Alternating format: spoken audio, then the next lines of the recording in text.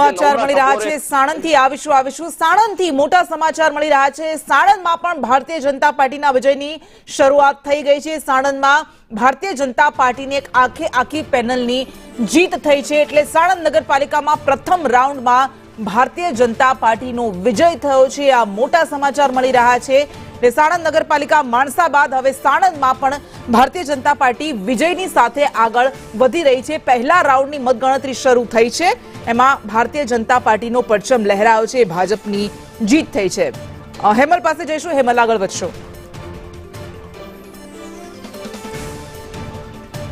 ચોક્કસ કૃષ્ણ, જો તમને દેવગઢ બારિયાની વાત કરું તો દેવગઢ બારિયાની અંદર નગરપાલિકામાં આ વખતે 78.27% જેટલું મતદાન થયું છે। કુલ 24 બેઠકો માટે યોજાયેલી ચૂંટણીમાં 14 બેઠકો પર ભાજપે સત્તા મેળવવાનું હાંસલ કર્યું છે, જેની અંદર કોંગ્રેસે 2 અને 8 બેઠકો પર કોંગ્રેસ સત્તા મેળવી શકે તેવું અનુમાન પણ અહીંયા લગાવવામાં આવી રહ્યું છે। મહત્વની વસ્તુ એ છે કે દેવગઢ બારિયાની અંદર પણ 6 વોર્ડ માટે જે 24 સભ્યો છે તેની અંદર 80 જેટલા ઉમેદવારો જે છે એ મેદાનની અંદર રહ્યા છે। ત્યારે આ વખતે પણ જો ભાજપ સત્તા સંભાળવામાં પાછળ થાય છે કે પછી કોંગ્રેસ સત્તા સંભાળે છે તે હવે જોવું રહ્યું। જી બિલકુલ, કશ્યપ જોશી પાસે જઈએ કે જ્યાં જૂનાગઢથી તેઓ જોડાયા છે। મહાનગરપાલિકાનું મતદાન સામે આવી રહ્યું છે।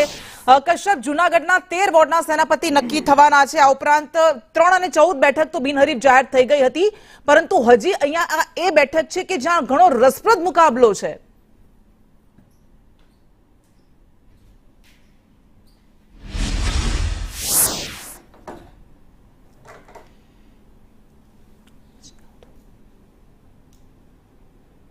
जी कश्यप।